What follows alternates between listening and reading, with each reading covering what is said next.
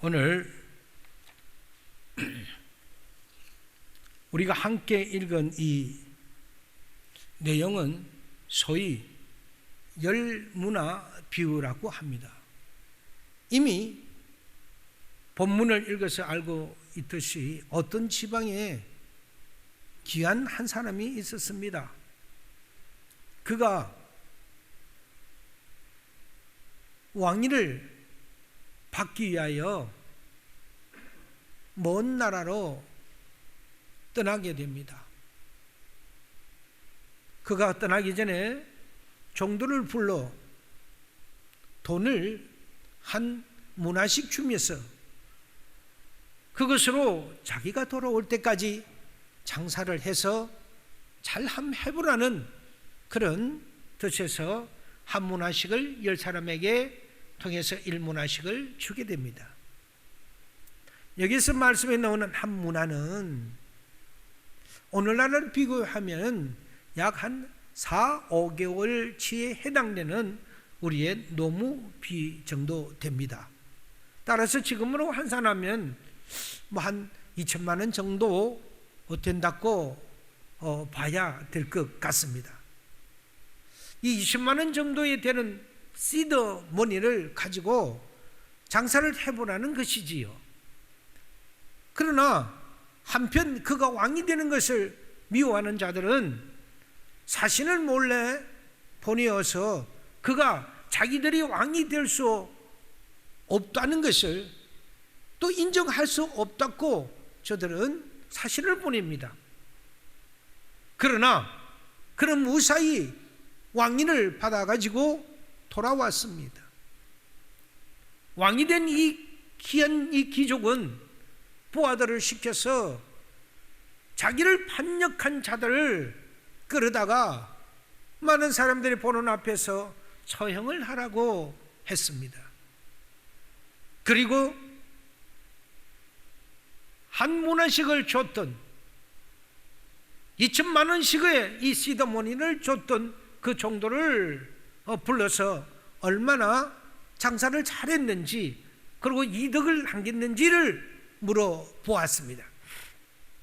그때 한 사람이 나와서 나는 한 문화를 가지고 장사를 해서 10문화를 남겼다고 보고를 합니다. 자본금 2천만 원을 가지고 10배인 2억에 해당하는 돈을 남겼다는 것이지요. 왕은 그 사람에게 잘하였다. 너는 진정으로 충성된 종이다고 너가 그 정도의 열심을 통해서 했고 그 정도의 비즈니스를 잘 한다면 다른 것도 잘 할 것이라고 이 왕은 봤던 것입니다. 그래서 왕은 너가 작은 일에 신실한 것을 보니 신임할 만하도다. 내가 너에게 상으로 10도시를 다스릴 그런 권세를 주겠다고 했습니다. 이에 그 다음 다른 사람이 나와 한 문화로 5문화를 남겼다는 그런 보고를 하게 됩니다. 왕은 또 그에게 너가 5문화를 남겼으므로 5도시를 다스릴 수 있는 그런 능력이 되기에 그런 권세를 주겠다고 하였습니다. 그 다음에 한 사람이 나옵니다. 이 사람도 똑같이 10사람에게 한 문화씩 주었던 그 무리 중에 한 사람이었습니다. 이 사람은 장사를 하지 않고 왕이 주고 간 그 한 문화를 잘 간직했다가 쌈지상에 사두었으므로 이는 그대로 가지고 왔다고 보고를 합니다. 왕은 그에게 호통을 치면서 이 악한 종아, 네가 어찌하여 그 돈을 은에게 맡겨 최소한 이자라로 받지 않았느냐고 오히려 책망을 합니다. 왜 그냥 가지고 있었냐는 것이지요.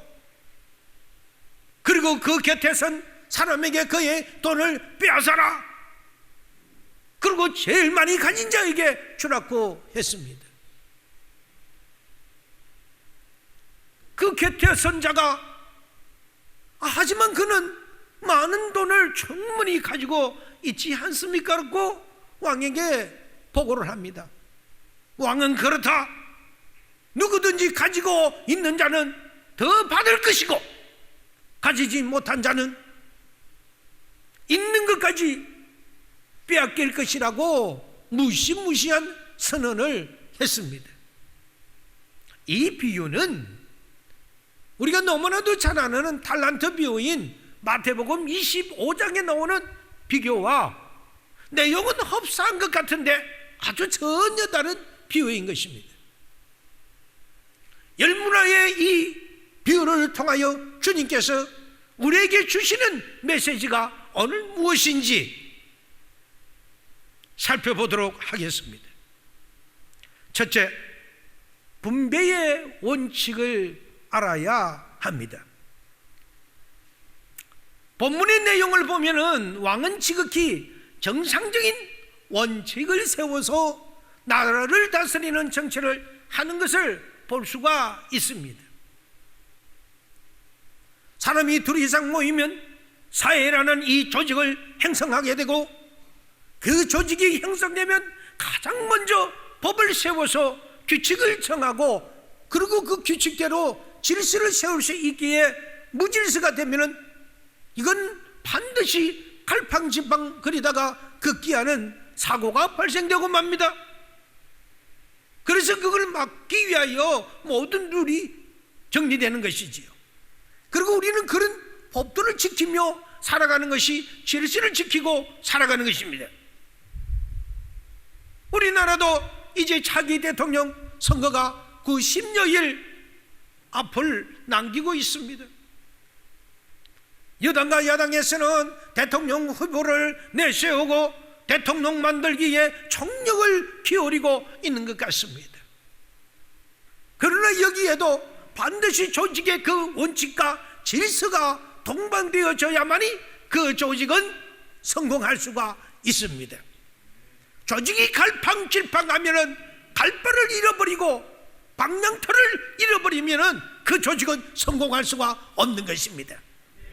각 당의 후보는 자신들이 대통령이 된다면 이렇게 하겠다 저렇게 하겠다는 각종의 공약을 내세우고 있습니다. 국민들은 누구를 찍어야 할까를 생각하다가 후보와 또 그 후보의 당을 보면서 국정을 잘 이끌어 갈 수 있는 그런 당과 후보를 결정하게 될 것입니다. 오늘 이 본문의 나라는 작은 나라이기에 큰 나라에 가서 왕위를 인정받아서 왕이 될 수 있었나 봅니다. 인정받음으로써 왕은 될 수가 있었지만은 더 큰 것은 정치를 잘해서 국민을 안심시키고 경제를 발전시켜서 나라를 부국 국가로 만들어야 하며 외부로부터 나라를 방어할 수 있는 국방의 이 힘도 키워야 하고 외교 또한 능숙능란하게 해야만이 훌륭한 왕이 될 수가 있는 것입니다.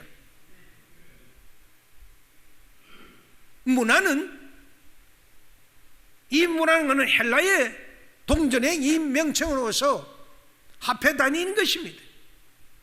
문화는 상징적으로 볼 때 거듭난 영이라고 영적으로 표현할 수가 있고, 장사라고 하는 것은 거듭난 영이 자라나는 것에 비교할 수가 있습니다.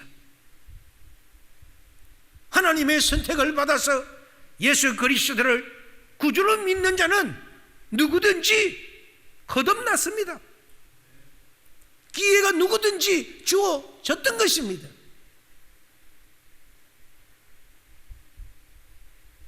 하나님께서 우리에게 똑같은 달란트를 이 한 시간을 통해서 우리에게 한 분 하나씩을 지금까지 줬더라면 우리는 어떤 결과를 만들어내었을까요?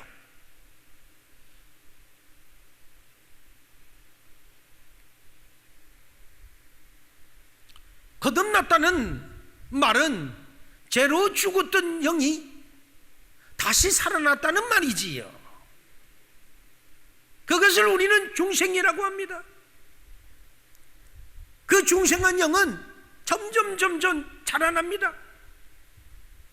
나의 중생한 이 영이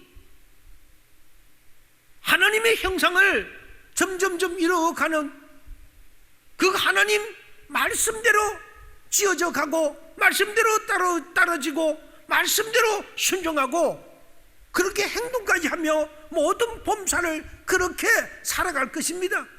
우리는 그것을 성화의 단계라고 말을 합니다. 우리 모두가 그런 성화의 단계를 가고 있는 것입니다. 그것을 영이 자란다고 표현하기도 하고, 구원을 이루어간다고 표현하기도 하고, 자기를 건축해 나간다고 유다서 1장 20절에는 말씀하고 있습니다. 중생한 영은 하나님께 대하여 지정의의 그 활동을 하게 되는데, 그 영의 활동은 혼, 즉 넛, 정신, 마음, 생각 그 등의 그 지정의의 활동에 영향을 미칩니다. 그래서 영이 자라난다는 것을 감독적으로 이해하려면 신앙 인격이 성장한 것으로 생각하면 됩니다. 우리가 신앙이 자라난다는 말로 근 이해하기가 힘이 듭니다. 그러나 그 송화된 가정을 보면은 우리는 신앙이 자라난다는 그런 말로 이해를 해도 되는 것입니다. 그리고 보면 모든 신자가 가장 인생에서 가장 중요한 것을 동일하게 우리들은 받았던 것입니다. 동일하게 우리는 선택을 받았고요, 동일하게 우리는 구원을 받았고요, 동일하게 우리는 칭의함을 받았고요, 동일하게 우리는 중생함을 받았던 것입니다. 동일하게 성령의 말씀도 우리는 받았습니다. 그래서 우리가 불평해질 것이 하나도 없는 것입니다. 어떤 김장로님이 우리 장로님 예생 김씨가 없어요. 다행히 천국을 갔다고 합니다. 그가 천국 입구에서 입국 수속을 마치고 나니 예수님이 거기서 더 기다리고 서셨다가, 김장로 잘 왔다, 여기까지 오느라고 수고했다, 참 배고프지, 우리 밥이나 먹으러 가자고 하시면서 천국에 있는 중국집으로 데려가더랍니다. 이거는 어디까지나 비유의 이야기예요. 천국에 이제 가니까 그 천국의 중국집에서 뭘 먹을까 하고 이 김장로님 메뉴를 찾으려고 보니 메뉴판이 글쎄 없어요. 그런데 옆에 한 대로 보니까 주는 대로 먹는 곳이라고 적어놨더랍니다. 그런데 또 그 옆에를 보니까 먼저 온 또 그 김집사는 탕수육을 멋있게 먹고 있더랍니다. 그래서 이 장로님 말, 김집사가 탕수육 정도 먹으면 나는 최소한 더 좋은 것으로 주겠지, 내가 세상에서 봉사도 열심히 잘하고 또 우리 목사님도 잘 섬기고 우리 성도님들도 잘 섬기고 해서 나는 좋은 장로로 일하다가 왔는데, 이렇게 기대를 하고 있었어요. 김집사가 탕수육이면 나는 필히 더 좋은 것을 주겠지 하는 그런 기대감으로 이 김 장로님 앉아 계십니다. 글쎄 앉아 있는데 짜장면을 주더랍니다. 그래서 그냥 먹으라고 먹으려고 하다가 그래도 좀 그렇지, 나는 장로인데 김집사는 탕수육 주고 나는 짜장면 왜 안 줬냐, 이렇게 생각을 하면서 이 김장로님, 이제 내가 천국에 왔으니 천국에서 다시 쫓겨날 일은 없을 것 같아서 예수님에게 한 소리 대듭니다. 예수님, 제가 세상에서 그렇게 봉사도 잘하고 열심히 신앙생활도 잘하고 목사님도 잘생기고 우리 성도님도 잘생기고 기타 등등등 해서 그렇게 해서 장로가 되었고 그렇게 했는데, 아니 저 김집사는 탕수육인데 나는 왜 짜장면입니까? 라고 항의를 했습니다. 그러자 이 예수님께서 김장로야, 그냥 주는 대로 먹기나 혀. 저기 뭐 먼저 온 한 목사는 지금 짜장면 배달 나갔어. 무슨 말인지 모르겠어요. 짜장면 배달꾼이 됐다는 거죠. 그러니 감사하고 열심히 맛있게 먹으라는 것이었습니다. 사랑하는 여러분, 세상의 원리는 동일한 조건, 동일한 자본과 그 환경이 될 수가 없어요. 그래서 장사하지 못하게 된 그 원인을 너 탓, 내 탓, 부모 탓, 동료 탓 등등의 모든 환경에 우리는 돌릴 수가 없는 것입니다. 하나님 나라의 원리는 모두가 동일한 조건에서 동일한 환경이 동일하게 주어집니다. 환경이 있든 없든, 나이가 많든 적든, 관료력이 있든 없든, 모든 것을 하나님 세상에 이 세계에 들어오면 하나님께서 우리를 공존하게 똑같이 봐주셔서 우리가 똑같은 환경과 조건을 주신다는 것을 믿으셔야 됩니다. 즉 모든 조건은 동일합니다.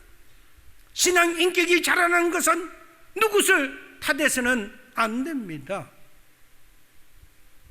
모두가 자신의 탓심으로 많은 분배를 받으려면은 저가 구하고 자꾸 열심히 두드려서 그래서 기도도 열심히 하고 범사에도 성실하게 열심히 살았더라면, 그래서 응답을 받을 때까지 끊지 말고 달려갔더라면 저가 열문화의 응답을 받는 그런 자가 되었지 아니했겠습니까? 우리 모두가 이런 원리를 알아야 합니다. 우리는 주저앉아 있으면 안 된다는 것이지요. 똑같은 원리로서 우리는 한 세 명, 두세 명을 구원하는데 너는 되고 나는 되고가 아닌 것입니다. 자신이 가지고 있는 이 탈란트를 주를 위하여, 하나님 나라를 위하여 열심히 우리가 달려가면 우리는 그러한 모두의 응답을 우리는 받는다는 그런 원리를 우리는 깨달으시기를 바랍니다. 둘째, 장사에도 이 기본 원칙을 적용해야 합니다. 이 세상 장사는 절대 미치지 않는 원칙을 가지고 있는 것이 장사지요. 장사를 하기만 하면 반드시 남게 되어 있는 구조가 되어 있습니다. 미치고 장사는 그런 원칙은 없기 때문에 누구 미치고 장사를 하겠습니까? 장사는 열심히 한 만큼 남게 되어 있는 구조입니다. 노력한 만큼 남기게 되고, 또 그렇게 희생한 만큼 또 그렇게 남김이 있고 경험이 있고, 잃는 게 있으면 얻는 게 있고, 충성한 만큼 또 남게 되어 있는 것입니다. 영적의 성장은 퇴보하지 않습니다. 인격의 성장은 퇴보하지 않습니다. 중간에 실패해도 그것은 퇴보한 것을 의미하는 것이 아니지요. 마치 우리가 산을 올라가다가 중턱에서 넘어지면 중턱에서 넘어져 있는 것이고, 다시 거기서 일어나 새 힘을 가지고 올라갈 때는 그 자리에서 올라가는 것이지, 산 아래에서 굴러내려가 다시 산 아래에서 올라가는 그런 거는 없다는 것입니다. 부지런히 하나님을 사모하고 하나님의 말씀대로 살고 하나님의 형상을 회복해 가는 만큼 우리는 성장해 간다는 사실 또한 우리는 기억하셔야 합니다. 카트 대통령은 대통령이 된 다음에도 자신이 출석하던 교회에 나갔고, 대통령에서 물러난 그 다음에서 자기가 출석하던 이 교회에서 주일학교 교사역을 계속적으로 했습니다. 그는 세인들로부터 대통령 그만둔 다음에 행한 그런 일들로 오히려 더 카터 대통령은 존경을 받고 있었습니다. 그가 해군 사관학교를 졸업하고 임관을 받기 전에 유명한 해군 제독인 이름은 제가 모르겠어요. 그 제독님과 면담을 갖게 되었습니다. 그때 그 해군 제독은 젊은 장교인 이 카터에게 전술과 전략에서부터 군인의 자세, 태도에 이르기까지 날카로운 질문을 던져봅니다. 카터는 초년생이라 땀을 뻘뻘 흘리면서 대답하기에 급급했습니다. 그런데 갑자기 이 제독이 화제를 확 돌렸습니다. 그러면서 자네 해군 사관학교 시절에서 어떻게 살았고 어떻게 공부했는가를 물었습니다. 또한 웃으면서 성적은 어느 정도였느냐고 물었습니다. 카터는 성적에는 자신이 있었습니다. 그래서 자신이 얼마의 점수를 받았다는 대답을 했더니 대뜸 이렇게 묻는 것이었습니다. 그 성적이 자네가 최선을 다한 결과인가? 카터는 정신이 번쩍 들었습니다. 식은땀을 뻘뻘 흘리며 이렇게 대답을 했습니다. 글쎄요, 최선을 다해야 다 했다고 말씀드릴 수는 없겠지요. 이때 제독은 무섭게 그를 쏘아보면서 이런 질문을 던집니다. 왜 최선을 다하지 않았다는 말을 나에게 하는가? 카터는 더 이상 답변을 할 수가 없었습니다. 그날 밤 카터는 심심한 고민에 빠졌습니다. 내가 인생을 다 살고 주님 앞에 서는 날, 주님은 이 해군 제독이 던진 것과 비슷한 질문을 나에게 던지실지 모른다. 이때 만약 주님께서 왜 최선을 다하지 않았느냐고 이렇게 물으신다면 나는 어떻게 대답을 할까? 그날 그는 이런 인생의 좌우명을 다시 썼다고 합니다.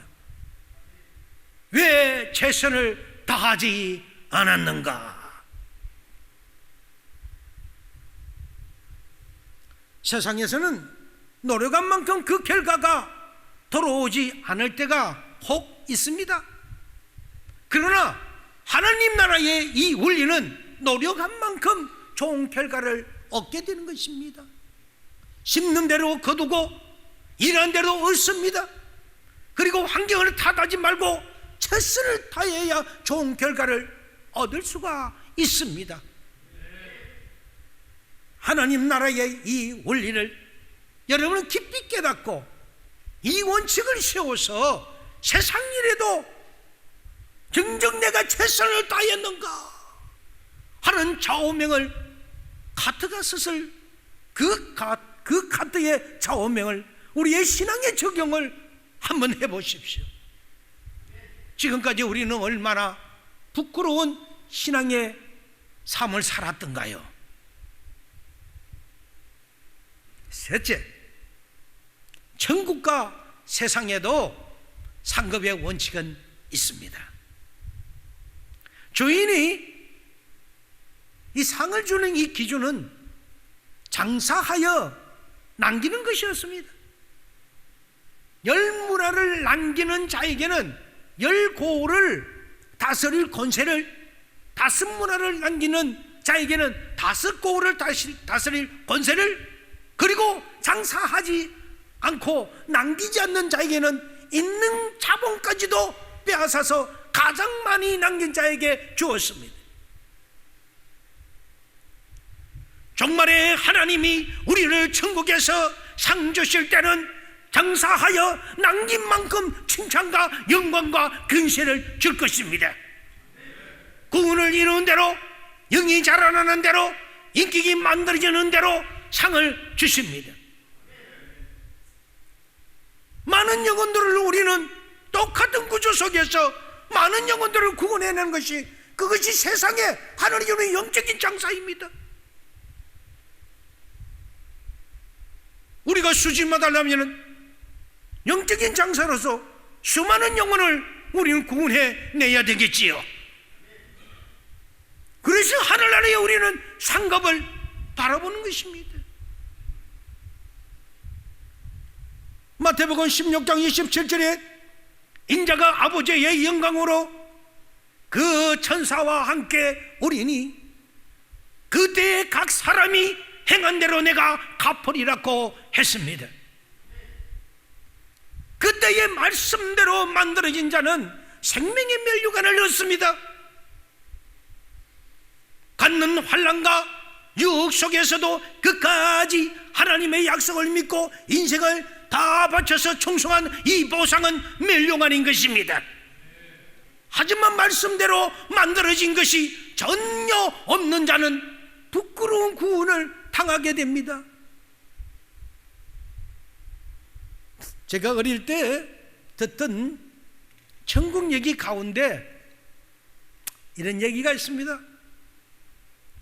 한 사람이 천국을 갔었어요.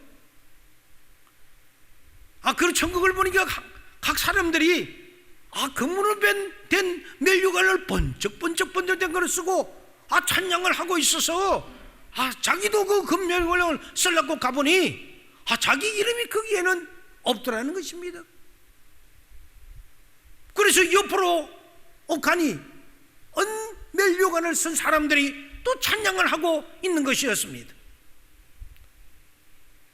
금이었으면 어디라도 써야지 하고 찾아니 그게도 자기 이름이 없더라는 것입니다. 그래서 좀 더 가서 보니 동멸류관을 쓴 사람들이 찬양을 하고 있더랍니다. 그래서 그것들이라도 쓰려고 아무리 찾아봐도 자기 이름이 없더라는 것이지요. 그래서 천사에게 물어보니 저 안에 들어가면 있다고 하더랍니다. 그래서 종종그러므로 열심히 가보니 금멸류관, 은멸류관, 동멸관도 아무것도 없고 거기에는 개털모자가 있더랍니다. 그 개털모자에 자신의 이름이 올려져 있던 것입니다. 개털모자. 자기 가치라고 하니 우리는 그것을 통해서 무엇을 알 수 있습니까? 장차 천국에서는 각자 충성한 대로 상을 받는다는 것입니다. 그렇습니다. 여러분, 복음을 믿는 자는 누구든지 천국에 들어는 갑니다. 그러나 그곳에는 상을 받는 그 각자의 수고한 대로 상은 주어진다는 사실 또한 아셔야 하는 것입니다. 하나님께서 우리에게 두 가지의 법칙을 주셨습니다. 하나는 심는 대로 그들은 콩 심은 데 콩나고 팥 심은 데 팥 난다는 그런 정확한 정두 독두의 그런 법칙이고, 다른 하나는 심지 않는 것을 그들은 언어의 법칙입니다. 이 두 법은 이 세상뿐만이 아니라 천국에서도 상존합니다. 그런데 혹자는 천국에서는 정두, 덕두의 법, 그런 법이 없다고 주장하는 분들도 왕왕 있습니다. 즉, 천국에는 상급의 차별이 없이 다 똑같다고 이래 주장합니다. 심지어 혹자는 천국에서조차 이 세상처럼 높낮이가 있다면 그런 곳에 갈 필요가 있느냐고 반문합니다. 과연 그럴까요? 그렇다면 이 성경이 거짓말이지요. 그렇다면 성경이 그런 말을 나열해 놨지 말아야 하는 것입니다. 절대로 그렇지 않습니다. 여러분, 성경은 여기저기서 천국에서 상급이 다르다고 말씀하고 있습니다. 만일 신앙생활을 대충한 자와 목숨을 바쳐 주님께 충성한 자가 동일시 된다면 그것이 어떻게 공평한 것일까요? 우리는 이 세상에서 어떻게 헌신하느냐에 따라서 천국에서 상급이 결정된다는 사실을 알고 죽도록 우리는 충성해야 하는 것입니다. 세상의 비즈니스는 노력한 만큼 칭찬과 상이 다 주어지지만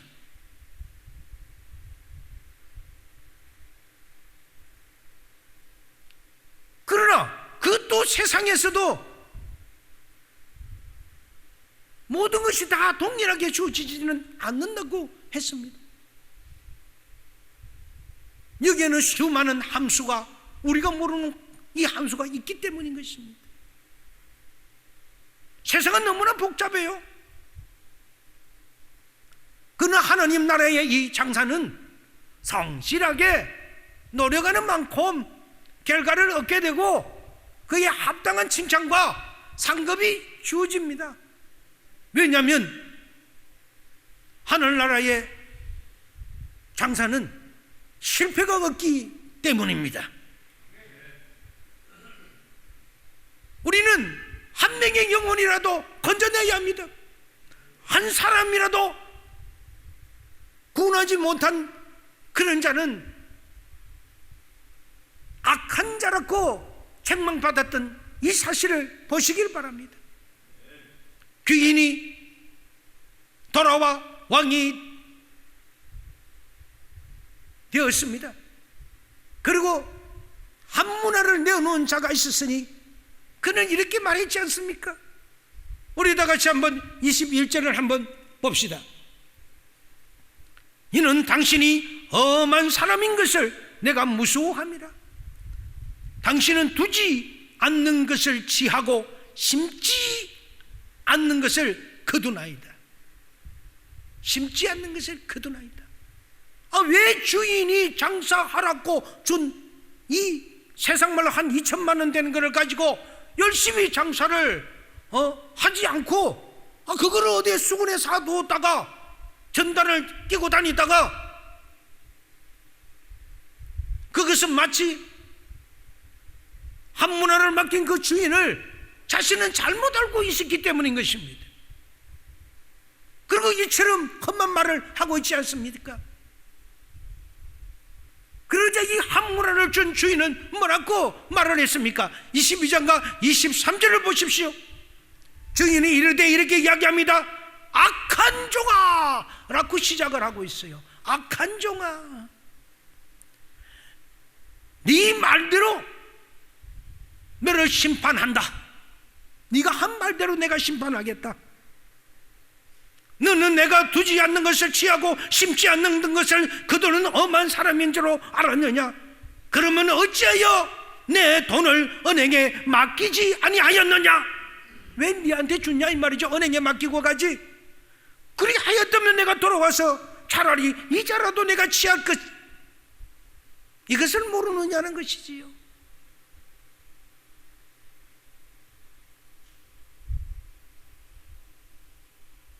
악한 종, 그를 악한 종이라고 했습니다. 여기서 우리는 어떤 자가 악한 자인 것을 분명히 우리는 짚고 넘어가야 합니다. 세상에는 나쁜 짓을 한 자를 악한 자라고 어김없이 표현합니다. 그런데 성경은 해야 할 것을 하지 않는 자를 악한 자라고 말씀하고, 또한 네가 한 말대로 그대로 심판해 주겠다고도 합니다. 이 말은요, 자신이 입으로 토해낸 말을 내가 그대로 실천해 주겠다고 하나님께서 민수기 17장에 가니까 그대로 말씀하고 있는 것입니다. 백성들이 출애굽을 하고 나서 힘들다고 원망을 하고 그렇게 한 거를 하나님이 다 들으셨어요. 하나님이 다 들으시고 내가 너희가 한 말 그대로 내가 그대로 해주리라. 그대로 해주리라. 그래서 그들은 그 축복의 땅을 있는데도 불구하고 이 광야에 있는 사람들이 들어가지 못하리라. 광야에서 너희는 죽으리라. 광야에서 새로 태어난 자들만 들어가리라. 얼마나 비참한 노릇입니까? 말 조심해야 합니다. 특히 우리 믿는 사람은 말 조심해야 합니다. 하나님이 들으세요. 하나님이 내가 하고 싶다 그 나의 입이라고 마음대로 내키는 대로 말하면 그거는 말의 능력이 나가기 때문에 특히 믿는 자는 하나님의 성전과 우리의 성전이 같기 때문에 하나님이 즉시 들으세요. 범사에 우리가 생활하는 모든 말들도 우리는 기도의 연속입니다. 우리가 기도 시간만 하는 것이 기도가 아니라 생활하는 모든 것이 예배고 기도의 시간이라는 것을 여러분 아셔야 하는 것입니다.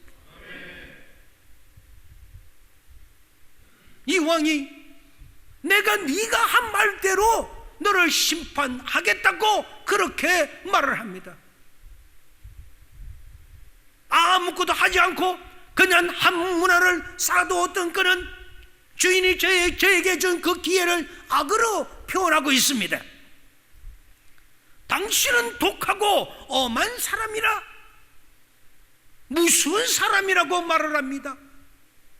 그리고 주지도 않는 것을 취하는 사람이고 심지 않는 것을 거두는 사람이라고 이렇게 아평을 합니다.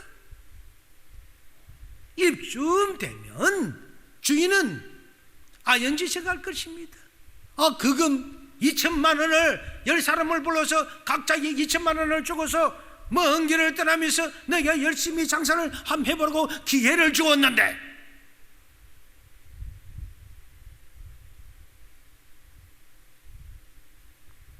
그 기회를 준 사람은 자그마치 10명이었습니다. 그러니 본문에 보세요. 기록된 사람은 단 3사람밖에 없습니다. 가장 많은 문화를 남긴 사람과 반 정도 남긴 사람, 그냥 본전만 갖고 있는 사람, 다시 말해서 실패한 사람도 있었을 것입니다. 그래서 한 문화를 그대로 가지고 있는 사람은 나는 여기 원금이라도 잘 간직해 두었기에 본주는 그대로 있지 않느냐는 식으로 잘은 비슷하게 실패한 저들을 비하면 나는 잘한 것 아니냐는 식의 그 보고를 했다는 점을 주목해야 합니다. 주인의 입장에서는 한 문화 그 정도는 너희를 위해서 내가 가감하게 투자할 수 있는 그런 사랑과 믿음과 신뢰의 기도 기회를 주었던 것을 이 종은 주인을 악한 사람으로 몰아갔기에 그럼 네가 한 말 그대로 내가 그대로 갚아 주겠노라고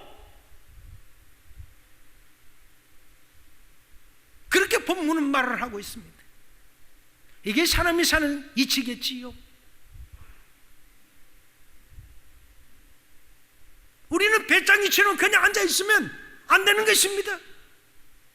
나에게 찬스가 왔을 때 그 찬스를 기회를 만들어야 합니다. 한 문화를 쌈지에 사가지고 있었던 사람은 그 기회를 찬스로 만들지 못했습니다. 영원히 그에게는 찬스를 잃어버리고 다시 그 주인에게 찬스로 왕 것을 있는 그대로 돌려줬던 것입니다. 얼마나 어리석은 사람입니까? 그러는 게 있는 것까지 빼앗기죠. 이미 주인은 줬던 것을 잊어버린 것입니다. 기회를 줬던 것은 끝나버린 겁니다. 그러면 실패했던 사람한테는 내가 계산하겠다. 너는 그러면 2천만 원 다 까먹었으니 2천만 원 빚을 내라고 해요. 돈을 빌려준 겁니까? 빌려준 돈이 아니라고 했습니다. 그냥 기회를 준 것입니다. 사업을 하다 보면 기회를 주고 싶은 사람들이 더러 눈에 띕니다. 그런 이것 가지고 한번 해보라고 하나님께서 기회를 줍니다. 그런데 이분이 움직이지 않고 뒤에 돌아오는 책임감과 실패하면 어쩌나 하는 그런 불안감 등의 소심한 비즈니스맨이 되었다면 이런 자는 우유부도하는 그런 성격의 소유자일 수밖에 없습니다.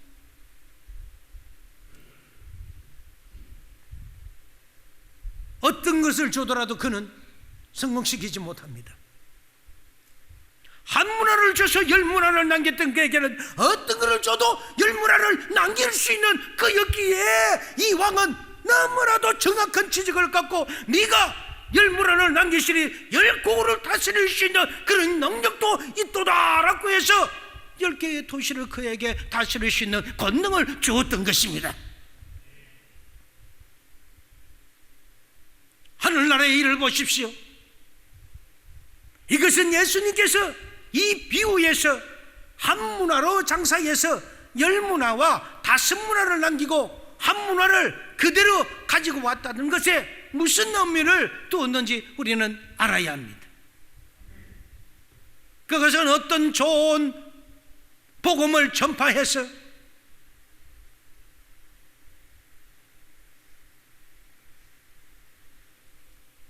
열 명을 구했다는 뜻이지요. 10문화를 벌어들였던 이 종은 10명을 구원했다는 뜻이고 5문화는 5명을 구원했다는 뜻이고 어떤 종은 1명도 구원하지 못했다는 뜻입니다. 자기만이 그냥 구원받고 있었던 거죠. 쭉 본문에서 이 한 문화 그대로 가져온 자가 악한 자라는 평가를 받은 것은 그가 한 영혼도 구원하지 못했다는 그걸 지적하는 것입니다. 우리도 마지막 날 한 영혼도 구원하지 못한다면 우리는 하나님 앞에 악한 자라는 심판을 면할 수가 없습니다. 우리의 시간의 기회도 좋고 환경도 좋고 너에게 특별하게 구원을 준 것도 아니고 우리 하나님께서는 예수님을 통하여 누구든지 예수를 믿으며 구원을 받으리라는 그 동일한 구원을 주셨기 때문입니다.